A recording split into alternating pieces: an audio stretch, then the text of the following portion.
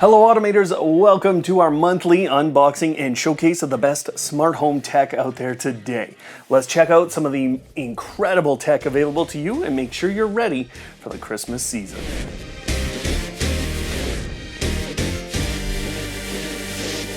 It's time for a brand new hub.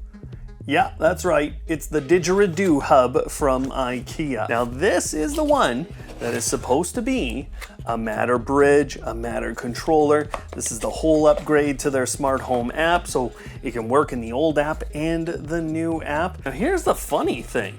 This is supposed to have Zigbee, Thread, Wi-Fi, should have a ton of different things. Right now, when you get the labeling here, it says it works with Amazon and Google and HomeKit, works with Ikea's Home Smart app, and there's no Matter marking on here. I see nothing related to Thread, so they probably couldn't label it that way. So here's what you get in the box. 4 different pieces of paper, including a manual, you know, Ikea manuals. There is an adapter here, kind of a strange one. That's gonna plug in like that. So that's kind of what it's gonna look like. There's a USB-A on the side. You get a fairly nice cable here with a nice little strap on it.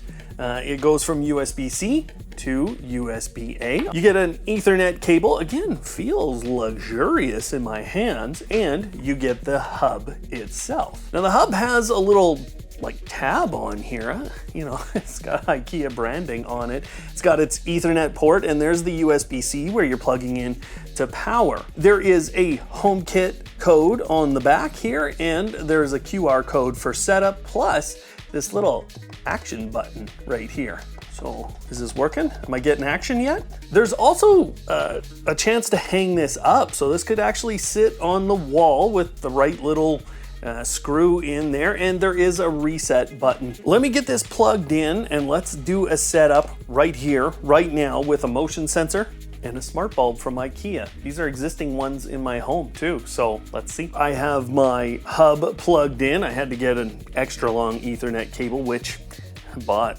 so many years ago. Thank goodness I did. And now I've downloaded the Ikea Home Smart application.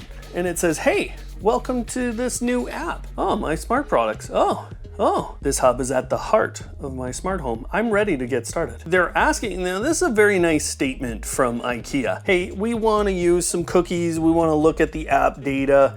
We want to improve your experience using that data. No, I don't consent. I don't have to consent. And it says it's totally voluntary and it won't affect how this actually works, this app. Let's get started. Make sure the hub is plugged in and connected. Wait for the ring to fill with the light. Yeah, and it was kind of like a half moon earlier.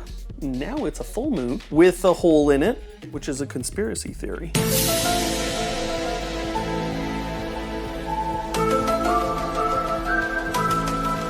And it'll pulse when it's ready. My hub is ready, let's hit it. Now it's looking for hubs. How fast, how fast? Come on, they found my hub, see? I really do like the look of this. It's not nearly as bulky as the previous version of Ikea hub. So this ring light here, it's totally a progress ring. So as it gets around, then you know that whatever process it's in is completing. Time to confirm my hub. All I gotta do is press this little button. Okay, I did it. My hub has been added. We're all done. For now, the app is much improved. The setup process was much better. The only problem I'm having right now is I got things updating all over the place. I like the way the application feels, and I'm excited to start bringing in other products in using Matter in just a little bit. At this point, the Ikea Dirigera hub is a lot like the previous hub with a new wrapper, known as the new app. The new app is nice, and the integration with Amazon and Google was even easier than standard integrations. However, I can't integrate with Samsung SmartThings. My motion sensors didn't show up in the Google or Amazon apps. However, Apple HomeKit does allow that kind of an action, and automations with the motion sensor. So for right now, the matter features, the thread features, the additional integration options just aren't there. So hang on tight, and when we start to get those features, I'll let you know in our news video. Let's get right into this one. I think I know what it is. Yes, I do know what it is, and it is pretty exciting. This is the Aqara Cube T1 Pro.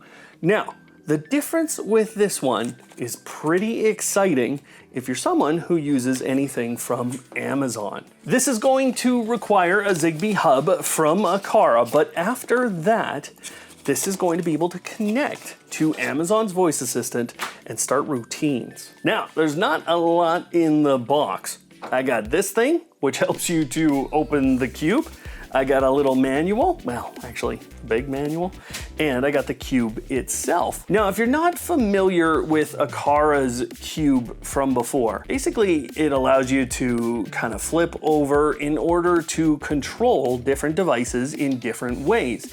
Now, you used to only be able to do that inside of the Aqara application, but now this is going to work with Amazon's voice assistant. So you're gonna be able to set up routines with at least 6 different ways. We'll use this little thing to get in the back, couple of little pulls, lever action there, and we get a CR2450 in there. So let's get this thing paired up with the Aqara application. I'm gonna pair it to one of my hubs. Feels like I got a lot on the desk suddenly. I've got a bulb, I've got my Amazon Echo Dot 5th generation, and I have my Aqara M2 hub plugged in. It's gotta be Ethernet connected here in my home, and I've got the cube, of course. Now, let's get it paired. I'm gonna add an accessory in the Aqara app, and I'm going to select, there is actually a Cube T1 Pro, and of course, please add accessory. I gotta long press the reset button for 5 seconds, and then I should get a blue blinky light.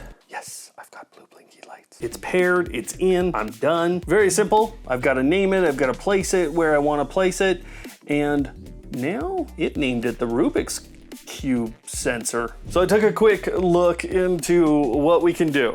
There is a shake, a rotate, triggered after 1 minute of inactivity, so you leave it there for a minute, a pick up and hold, a face 1 up, so you can see the different numbers on the cube. I guess 1 is probably the name Aqara. Then you've got face 2 all the way through face 6 up, and of course, you can flip it to any side as well in order to have that automation take place. So it's incredibly powerful just in the Aqara app, because obviously you can automate there in a lot of ways. And Aqara's application from, the automation standpoint is incredibly powerful. I actually showed that in our Smart Home Hubs 101 video, just how much you can do with their automations. But let's get it into Amazon and see what we can do. After connecting the Aqara skill to Amazon's application, I found 6 devices that I could start routines with. Each one of these represented a side of the cube facing up. So if I switched to the Aqara side facing up, the device that was numbered 0 would show that motion was detected. 0 was found.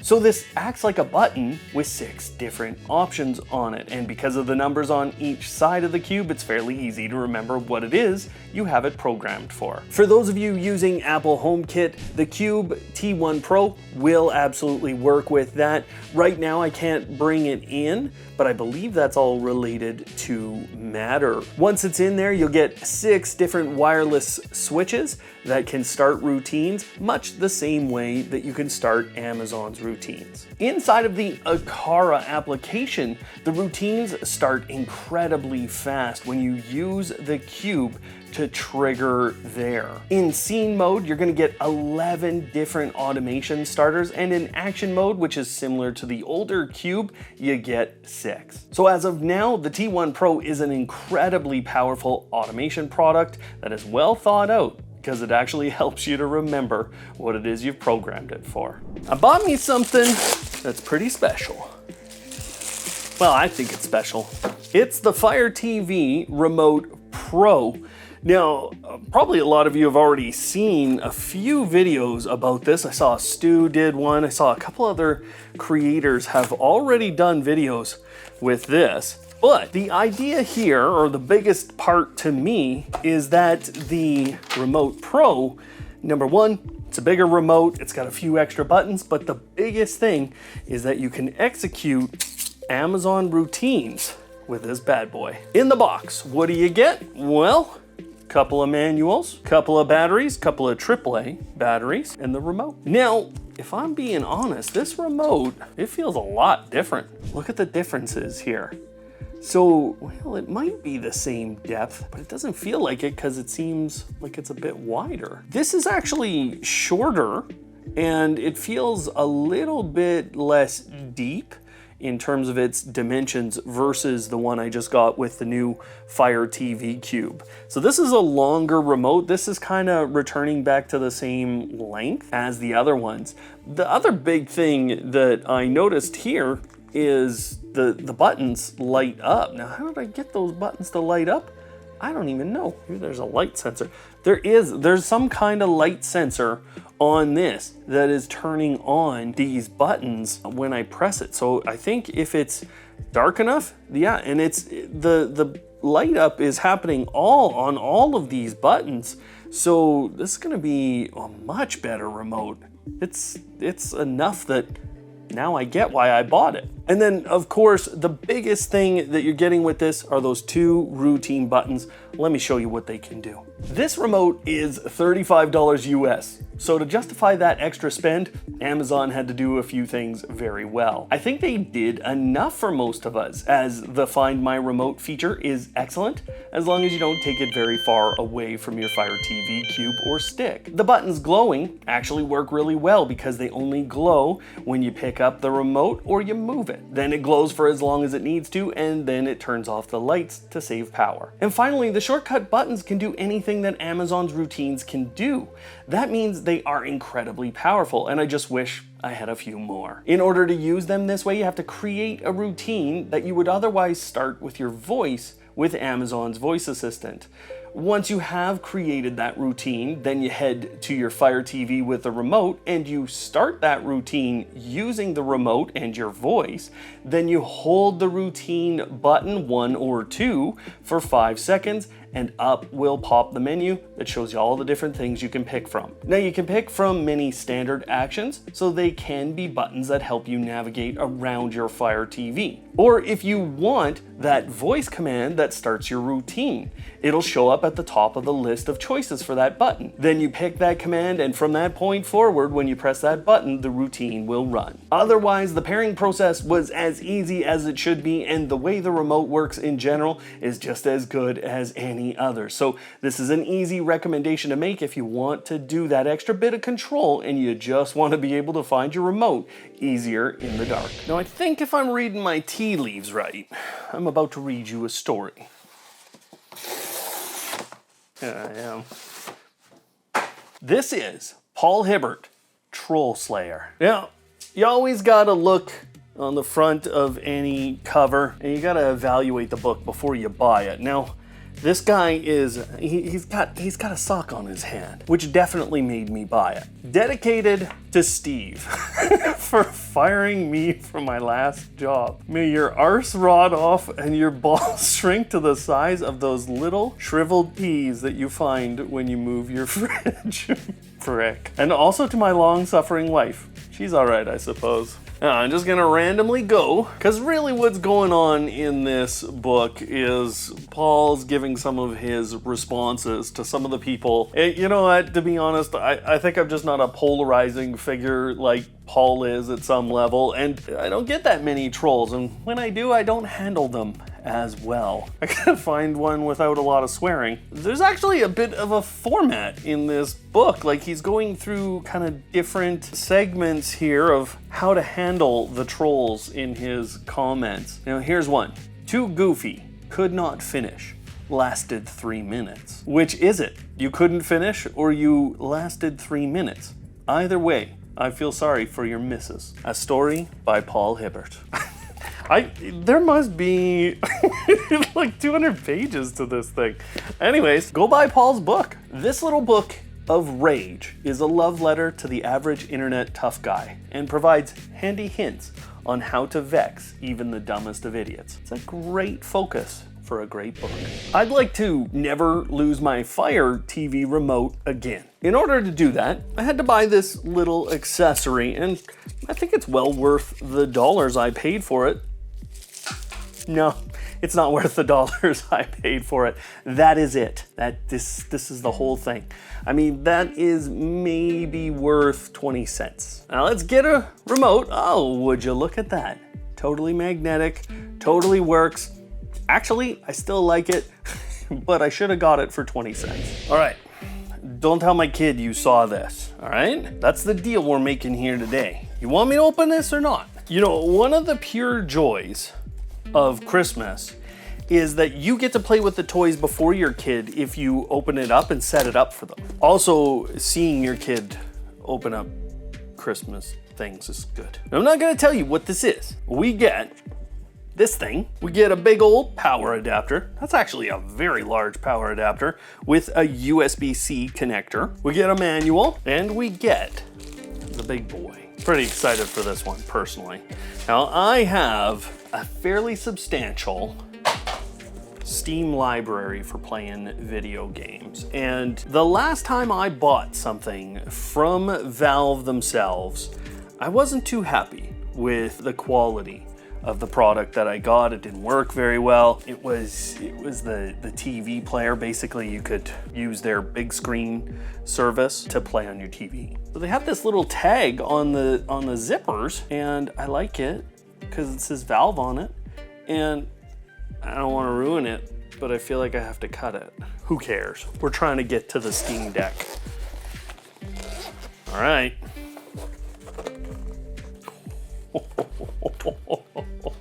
This is total Game Gear vibes we got going on here. Look at this thing. It's huge. This is massive. Oh, the buttons feel good though. Oh boy.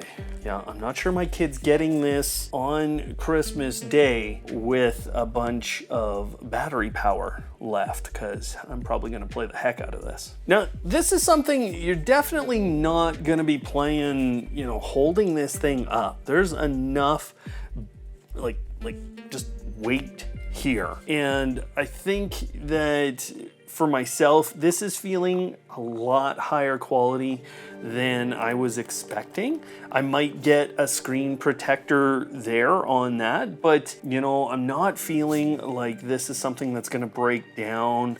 I feel like this is gonna work really well. I've seen some other people play with these little pads here in the middle. I'm not so sure about those as a control method. We're gonna have to try those out. I like the little speakers. You know, I've heard these play. I think it's all pretty good, but you do get a little, well, these are called headphones, a little headphone port on the device. There's also a memory expansion card. That's obviously gonna be really important for this. Now I got kind of the second level. I got the middle tier of the Steam Deck. Now I gotta say, I like how that is just sitting on the table. Like there's a little bit of space below it. Yeah, I gotta say, I like a lot of the design elements. This feels very natural in my hands, actually. So this is definitely made for, I think, guy hands, if I'm being honest. There's all these different buttons that I can reach fairly easily. I got my triggers up top here. Definitely gonna have to shoot some people. Shoot some fake people. And then, you know, you've even got this one way up here, but these back here, I'm able to reach. Yeah, I like those. Plus the pads in front, the two joysticks, and just your regular XYBA buttons. I like the placement of everything. I think it's very well laid out. So all we can do now, I mean, you know, sitting here, listening to me talk about, oh, the buttons feel nice. Yeah, no, let's play a game. The Steam Deck has been the best gaming experience I've had in a long time. There are tons of control, yet all of them are accurate. The screen is vibrant and the games look amazing and play really well. My Steam library has a lot of games in it, and I've been able to use a ton of them even though they weren't specifically tested to work with the Steam Deck. My kid absolutely loved this too, and I will be getting the dock for this to connect it to my TV because of only one of the two drawbacks that I see with this system. The first drawback is that the battery drains very quickly because, honestly, this thing is a computer packed in a portable. And the second drawback is that it is fairly heavy, so you might find your arms wearing out if you're trying to hold it up for a long time. Otherwise, 100% recommended if you're a gamer. Before we go too far, what do you guys think it is? I'll give you a hint. It's from this company. Also, I'll give you a hint because I asked them for two specific things. I asked them for an air purifier and the Wyze V3 Pro camera that they just released. Okay, like this. Wait, we got exactly what we asked for. Okay, the box said cordless vacuum, and I was so disappointed. I'm not disappointed anymore. This is exciting. What should we start with? The cam or the purifier? I gotta start with the air purifier. Okay, whisper quiet, AQI and allergen alerts. So it's actually got an air quality monitor. Laser particle detection, ooh, laser beams in your home. Real-time LED, in-app automation, filter subscription available. And I gotta say, it looks nice. Now, last month, I showed you guys Drio. And Drio was fantastic. Honestly, it's still fantastic. I still have it and I'm actually using it. But this looks just as good as far as I'm concerned. Let's lefty. Yeah. Oh, not much in here. Yeah, gotta say, I'm liking how it looks. Here's what you get in the box. Safety guide, quick start guide, and then you get the air purifier itself. Now I gotta say, I like how this looks. This is a good size of air purifier, and you know what I like the best? Wyze is letting me do the sounds of tech.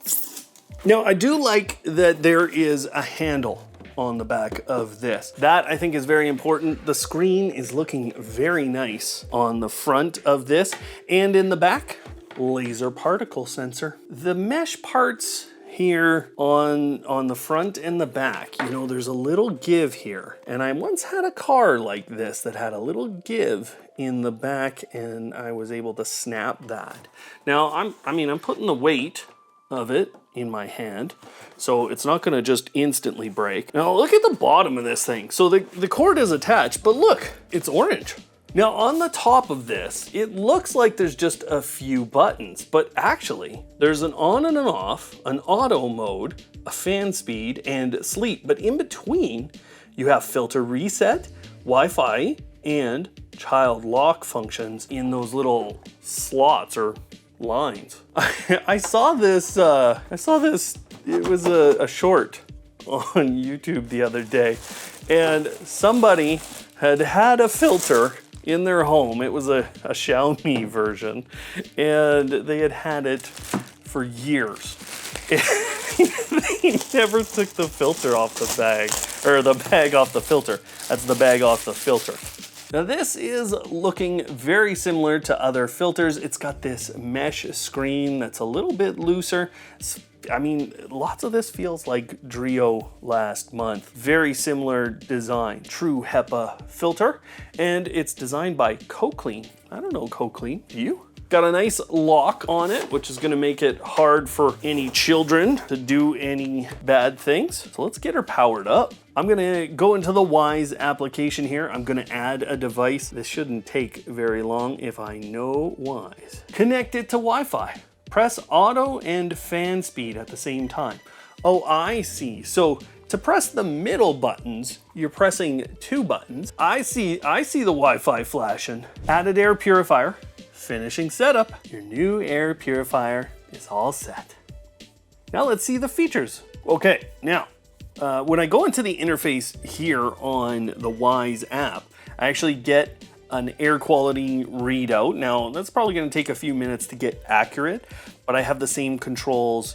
I can go into auto, I can go into sleep mode, I can turn the device off, and I have manual control. Now, within manual control, I have a lock. So if I would like, I can lock this device. I put it on minimum flow, and now because I'm in manual, I can child lock it so nobody's able to play with that. And I have timers, custom timers, even if I would like. I can go down to just a few minutes of runtime if I want there. Notifications. So through notifications, I can get notifications when the filter life is running low or urgent air conditions. The filter management, oh, I can even name my air filter if I'd like. I could call it Jim or Bob or Susie. The filter type, they have a few different kinds. So there's a pollen removal, a formaldehyde removal, and a wildfire smoke removal.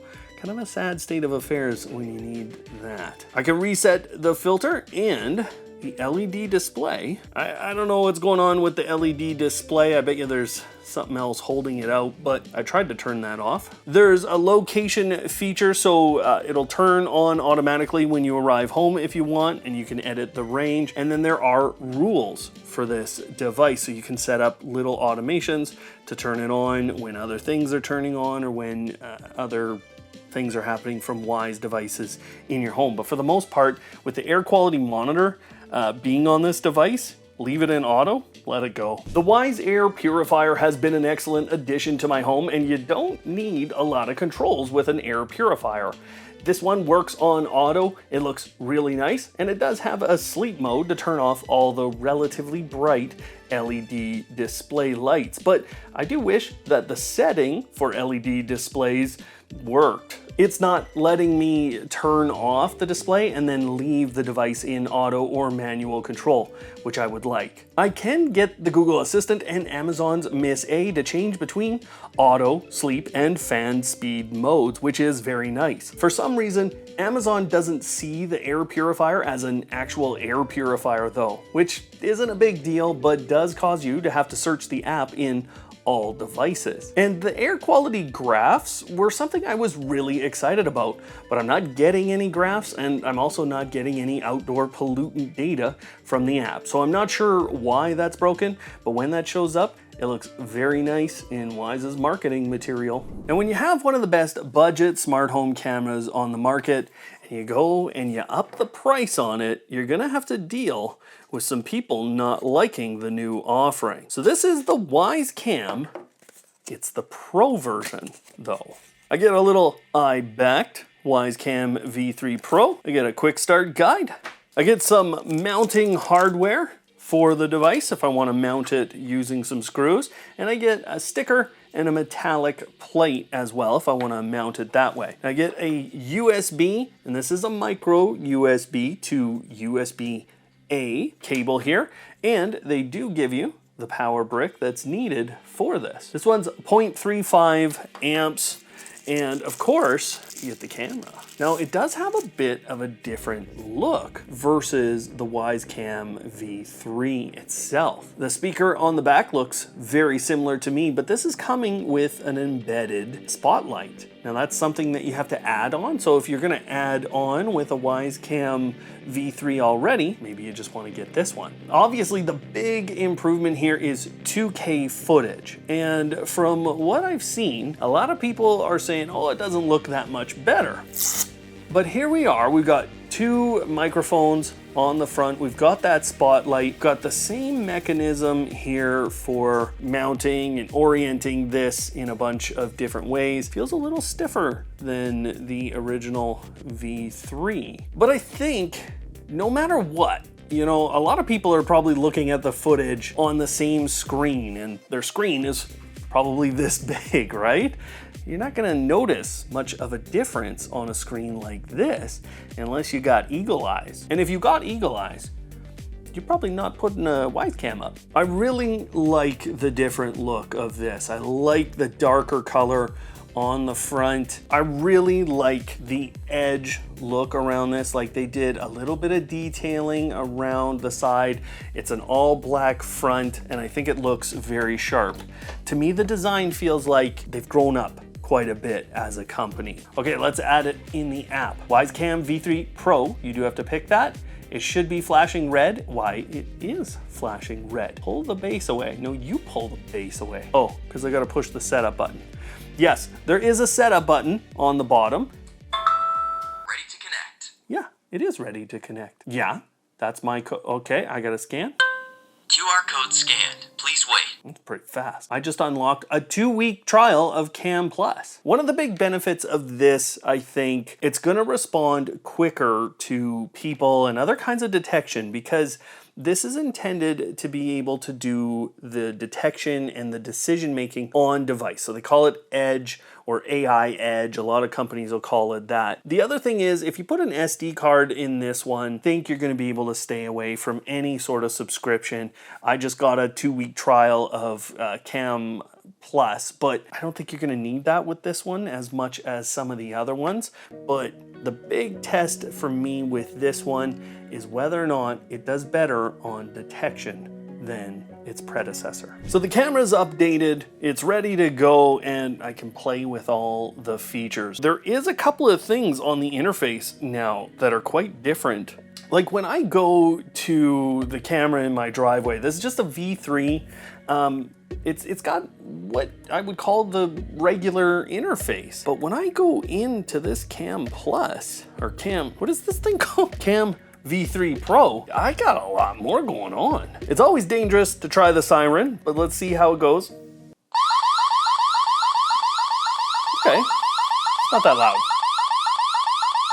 That's about this loudness, and I had it turned around for me, but yeah. Now, there's a few other things like this Smart Focus beta. Wyze Cam V3 Pro can detect person events. For additional AI customization, get Cam Plus. Now, within the smart detection feature, there's all kinds of things there, and they even have some audio things that they have detection for: crying, meowing, and barking. But even there's a friendly faces option. They're saying that requires Cam Plus Protect. There is the spotlight control on this, so let's just turn that on. Let's have a look. Ooh, that's pretty good. And the latency here, you know, there's not a lot of latency on the interface here. Like, it's almost immediate. And you can turn on the spotlight when there's motion or sound detected around the camera. I gotta test this camera out. Do you guys wanna see more of this? Do you wanna see a comparison with any other smart home cameras on the market today? What would you be comparing that versus? No matter what you read online from your standard complainer, the Wyze Cam Pro's video looks a lot better than the V3. And with the integration of the spotlight and more edge processing, there is an actual upgrade here. Now that my trial of their subscription service has run its course, I can speak to the experience without a subscription, and I think that's the most important aspect. Number one, you can still get person detection, motion, and sound detection done with the Pro. However, the events will come to you only as a thumbnail or a picture. If you place an SD card in the camera, you can get event recordings on that card, and you can access them by going to the event on the timeline, and then you can manually record the event to your phone. So it's not perfect, and the timeline is a little difficult to navigate. So I think Wyze should improve this feature overall, but it does work without a subscription. And I think for most people, you're gonna want to put the camera on continuous recording to an SD card, and then just go to the event time in order to make sure you capture everything. The Smart Focus beta feature is as yet entirely useless, and the spotlight isn't super bright, but this camera caught recordings of me driving up to the home every time. It caught my neighbors and animals, and it caught every event I would have expected it to, and it caught it early enough to actually see something. So from an accuracy perspective, the Wyze Cam Pro is fantastic. While I was actually down here opening some other stuff, this showed up at the door, and I'm pretty sure I know what I bought on this one. And I did buy this one. I got here quick. This is the Mission USB charging hub for the Amazon Echo 4th generation. Step 1, screw charging hub to bottom of Amazon Echo. Step 2, plug in USB powered devices to the charging hub. There we go, little instruction manual. That's all I got. Oh, how does that work? So in the front, you're getting 3 ports on this thing. So 3 USB ports. I mean, there's nothing else. There's no other. I thought I was gonna be plugging into the back of this thing and then putting the Echo on here, but I'm not. Let's try it. I'm as surprised as you are, but there's actually 2 things on the bottom here. And I think I can remove this little port here. I probably got a better. So I did, I popped that out. This goes on here. I've had this speaker like 2 years. Now I'm screwing that on. Now the ports have to go in the back, so keep that in mind. But there's how it looks. And let's get it plugged in and see what we can power here. 1.5 amps per port. Let's find out what is 1.5 amps and what isn't. We got 1. Now I'm gonna get SwitchBot. Okay. Okay, that's not enough. So 1.5. Oh. Well, we'll see if that boots up. And I'm gonna charge an iPad. Let's see. Yep, totally charging. I got a lot going on off of this. Now the camera didn't turn on. 1.5 amps. Oh, it did turn on. It just turned on. So I got a lot going on here. I know they should be able to do this, but I actually didn't expect this much to be able to go off of this. And 1.5 amps individually is very nice. You can actually do a ton.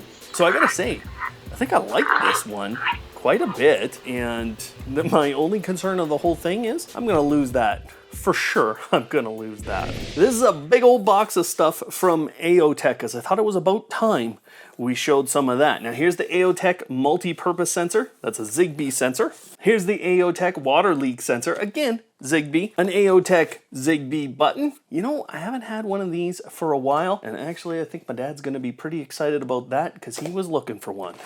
Ooh, I haven't had the Aeotec SmartThings hub. That's exciting. Here is the Aeotec range extender. Now I believe this is the 7th version. It's a Zigbee range extender, and I believe that's a brand new device, or fairly new. Hey, I got 2 range extenders. Well, I guess maybe I need 2. Hey, maybe I need 3. Let's quickly go through a few of these things. Now, a range extender, what it's there for is to extend range. Now, because this is a Zigbee range extender, whatever hub you connect this with, it will extend the Zigbee signal of that. Now, of course, it plugs into your wall and it's going to do exactly what it says. So you've got to add it like any other device, but if you're having trouble getting Zigbee all the way out to some device somewhere, this is your game. You get a manual and you get the extender itself. Not much else going on here. The multi-purpose sensor is one of the most versatile sensors you can have in your home. And you know, they're showing just a ton of different ways to use this thing. I'm sure you guys use multi-purpose sensors a lot of different ways yourselves. Now, I notice this says designed by Samjin, and that is kind of the history on a lot of these products. They were designed by Samjin, they were packaged and sold by Samsung, and now they are packaged and sold by Aeotec for Samsung. That doesn't mean you need to use these with Samsung SmartThings. They'll work with a lot of different hubs actually. So a multi-purpose sensor, most of you guys are gonna know what's going on here, but it's so nice to get this 3rd version of this device again. It's just an open and close thing. You pull this tab, there's a little battery in there, and once you pull that, you begin the pairing process to connect it up to your hub, and then it tells you whether something is open or closed. So as the 2 parts split apart, that's usually open for most people. Now again, there's so many uses that you can do a lot of different things with this. It's a great security device. In the package, you also get a couple of manuals this time, but not much else. The Zigbee water leak sensor. This is a great design device. And the reason I like this one versus many others, you know, other than Zigbee can sometimes be difficult to get in. Like if you're gonna use that in a mechanical room, this could be a tough one. But other than that, this design is really fantastic. Okay, so the reason I like this design, you have two pins that are very close together, so you're not gonna have to have a lot of water on the ground to get this to conduct. And that's what goes on with a water leak sensor. As soon as you connect those two pins in a conduction way, in a conducive way, actually would be the better term, then it alarms, so it thinks that there's water. Now on the top of this one, there are two more pins. So again, if you do that with one of these, or you get a little bit of water on the top of this, it's gonna alarm like you have a leak. So very quickly, you're gonna shut down any leaks with this kind of a sensor. Now, you get a couple of manuals in here. The other thing you might find with this version is it's a little bit taller. The Zigbee button, one of the most useful devices. Actually, my friend Peter, who's from Sweden, he was on the channel at one point. We had him on and he did a home tour. Honestly, has perfected his home long ago. Happy as a clam, that guy. Now, he told me that he used my Edge driver virtual device trick that I showed on the channel here with this button, or with a Samsung SmartThings button, to start routines in Google Home. And that's really what buttons are for. They're those one-off commands that you want to be able to give to your smart home. And with the Zigbee button, this thing lasts a long time in terms of the battery life. Again, you got to pull that battery tab out. You'll start the pairing process, and then you decide what you want to do with the clicks here. Now, this had a click, a double click, and a long hold on it as 3 different automations that you could set up with this.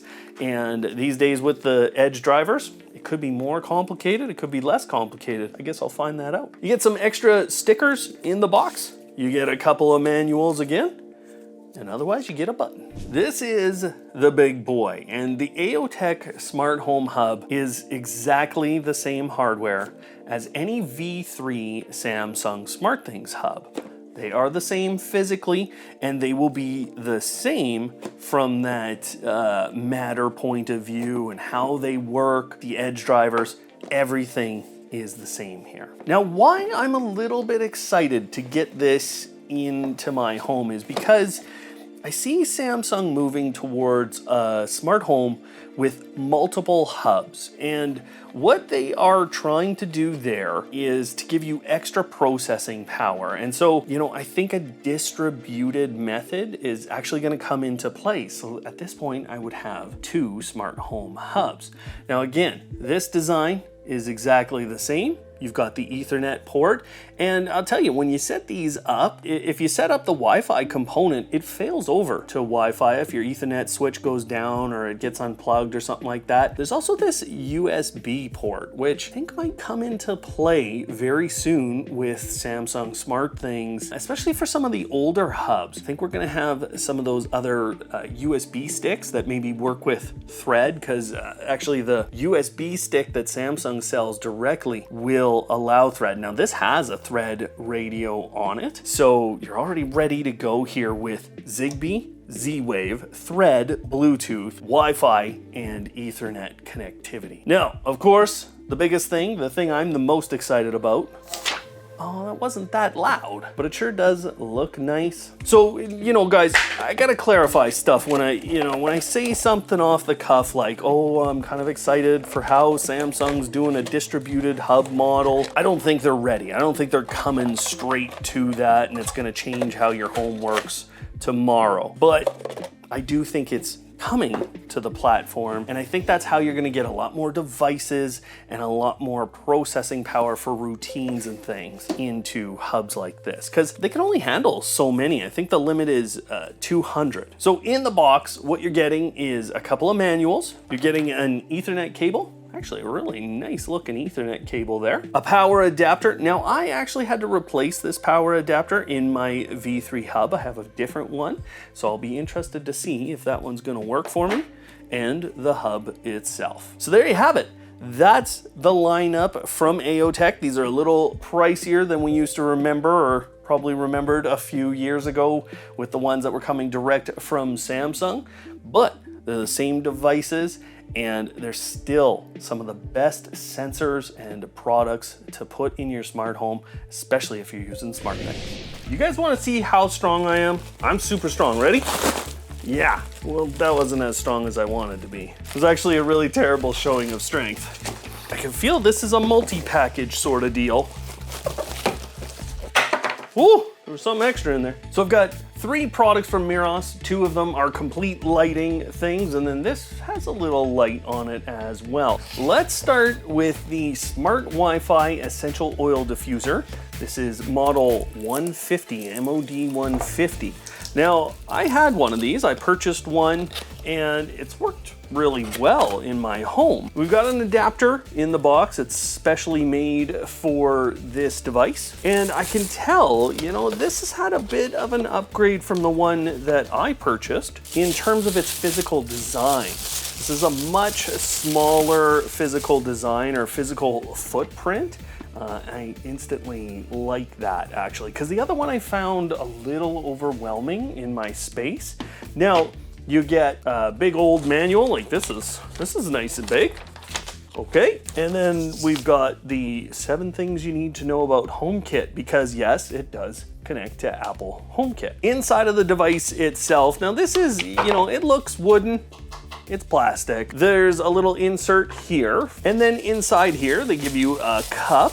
You always get a nice little cup there. It's a measuring cup, so you can make sure that you're diffusing correctly. Inside here, nothing different than you're gonna see with most of the basic diffusers out there. You get this little gap in here that's basically diffusing or causing the diffusion of your water out the top in a steam form.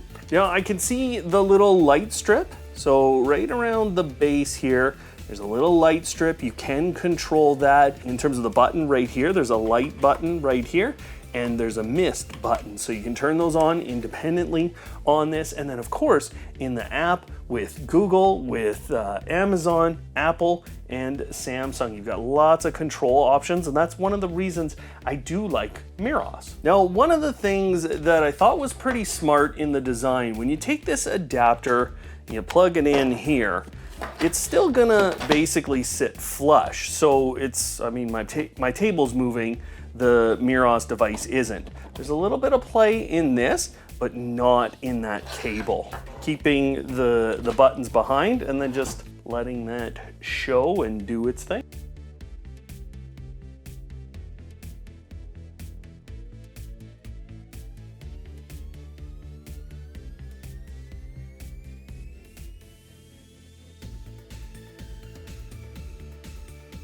Now this is one I don't have. It's the Smart Ambient Light, the MSL 450.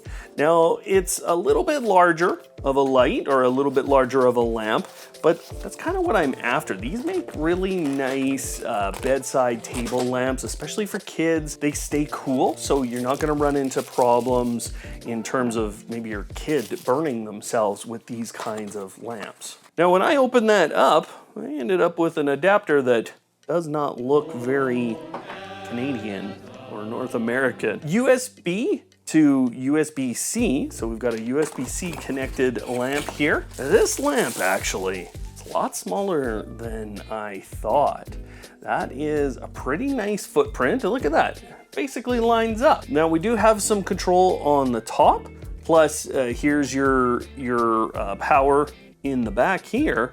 Now there is some controls on the front. These look like touch controls for your lamp, plus that control on the top gives you a few control points. Of course, we do get a manual, 7 things to know about HomeKit, and then, what is this? It's regulatory stuff. With something like this, all there is to do now, plug it in, try it out. I wanna see if I can control it almost entirely on the device so it doesn't even have to be a smart device. And then I wanna see what I can do from the smart perspective.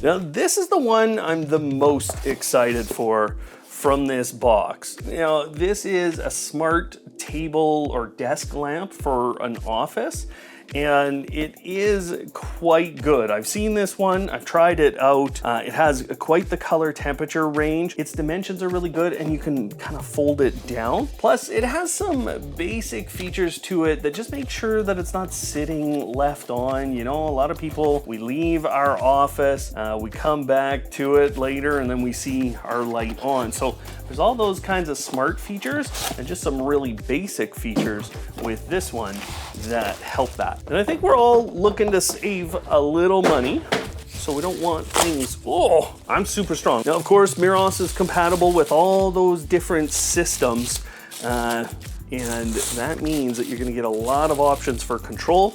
I can see that HomeKit code already on the lamp itself. Now you can see you get this double actuation going on here. So you can bring it down and you can use it just like this. Now it's a little heavy. You can see it's a little heavy for that, but there's a lot of different angles that this can be used at.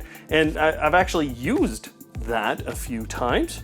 When I had access to this lamp, I've used it at different angles to give different lighting options here. With the color temperature as well being adjustable on this, that can help you kind of follow the circadian rhythm or the right light color or the right light temperature for you know, the day here. So as things get kind of later in the evening, you take that color temperature and you turn it down, and then you're not looking at so much blue light, which does tend to keep you awake. So we got a little power supply. It is individual. It's kind of made for this, or at least it's only going to work with this, and the power port is in the back here. So in the end, this is what it looks like. All of these buttons, they all work. They all adjust this light to different modes. You can increase or decrease the brightness. You can move through modes and different features with these two buttons here. There are some foot pads on the bottom, and I think that's an important component. They're pretty slippery, so they're not trying to hold this down entirely, but it does give it a little bit of grip on your table. And just from an overall standpoint, I think this thing looks pretty nice. All right, a little bit of water, a little bit of water. Always good around tons of electronics. A little bit of peppermint. Just a couple of drops. That stuff's pretty strong. My eyes might start to burn before this is done. I can smell it already. Okay, let's be magical. Here we go. Yeah, that was pretty good. Look at this. It's I think it's cycling through its colors. So power on, power off. Then I can switch through the different color temperatures very quickly. And then I can plus and minus.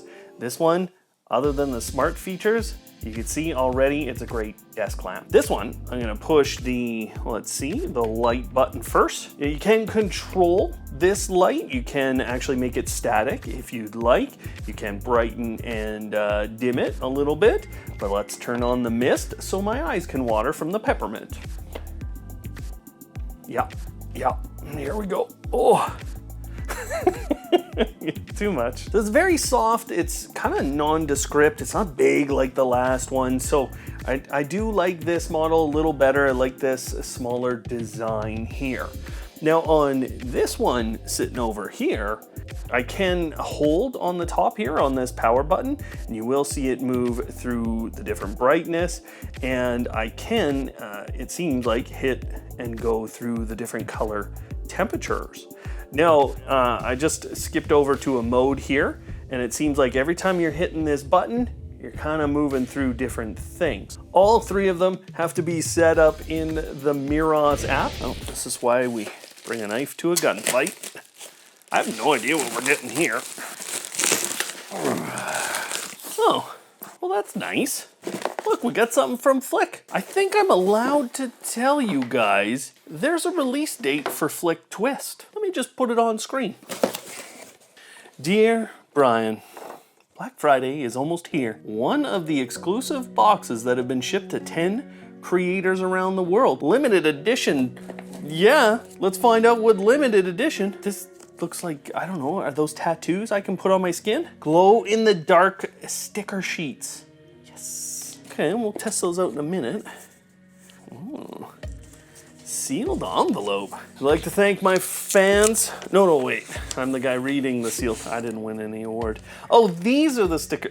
I don't know. These are sticker sheets. Look at those. Okay, and they're glow in the dark.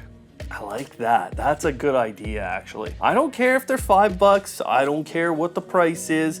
I like the idea. Now, Maria, I met Maria a long time ago at CES. Honestly, great people over at Flic. Clearly great because look, I got candy. Now, most of you don't know this, but I gotta check the ingredients because I gotta eat gluten-free. I'm sort of allergic to that there weedy substance. The other thing is, this is in a type of German, so I can actually read it, which is something else most of you don't know. Oh, that is licorice-y, and they say it's toffee, hey? Okay, I like that. Oh my gosh, there's more candy.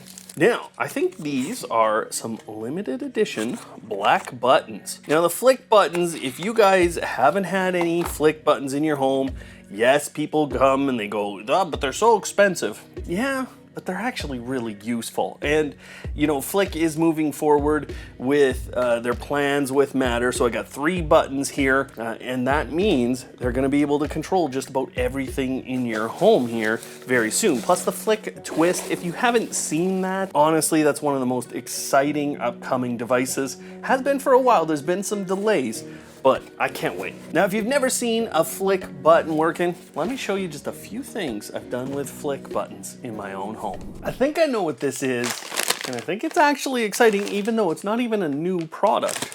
Now, you opened a tear here.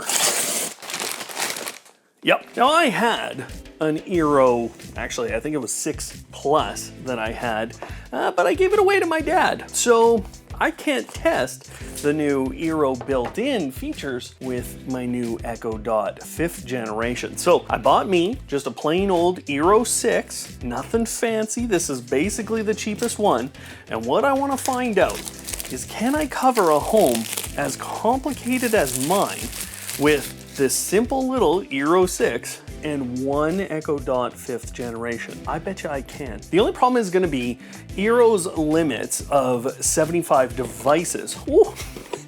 Open it the right way, Brian. They have 75 device limits on their Eero networks. Now this looks exactly like the one I got, which is it's nice to see kind of consistency in hardware. You have 2 Ethernet ports and you have the USB-C port for power. On the bottom, there's one single little button here, and otherwise you just got the Eero logo right there. This is Wi-Fi 6, and of course the 2 ports are gigabit ports. Now, there's all kinds of support for the smart home with this. It's 802.15.4, which actually they're going to use for Thread, and I believe this will be a full Matter controller. So even with just this, you're getting a ton of smart home hubs and smart home features. I've actually shown these Eeros in the past how good of a smart home hub they can be. Also in the box, I don't know what this is. Looks like a card. Also in the box are a few guides. There's a quick start guide, Meet Eero Secure, which is a subscription service, and then some warranty, some safety information, and some legal things to protect Amazon and Eero. We've already talked about this, but you also get a adapter. Now that adapter is incredibly small, and it has a USB-C end for plugging in.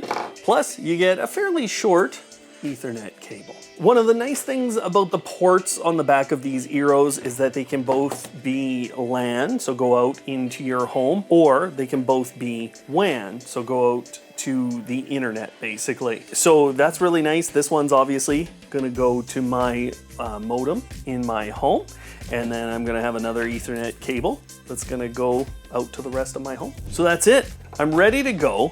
Now what I'm gonna find out is exactly what I said. Can I cover my whole home Let's find out together. I'm going to produce an entire video about Eero built in with this router, but I have to say that I was completely impressed with the distance, the speed, and the reliability of this router on its own in my smart home. 1,500 square feet can go a long ways, and I use the Eero built in on my Echo Dot 5th generation and my Echo 4th generation to cover the rest of my home. The Echoes don't provide a lot of speed, and they are maxed out at 10 devices connected, but it's still a really interesting offering, and I'm going to leave it in place for a while to see if it remains this stable and this reliable. If you're here in the video, then I know you love discovering new tech and new smart home products, and the playlist up on screen is all of our videos just like this one today. Plus, in the descriptions, you'll find time codes with the name of the products so you can jump around those videos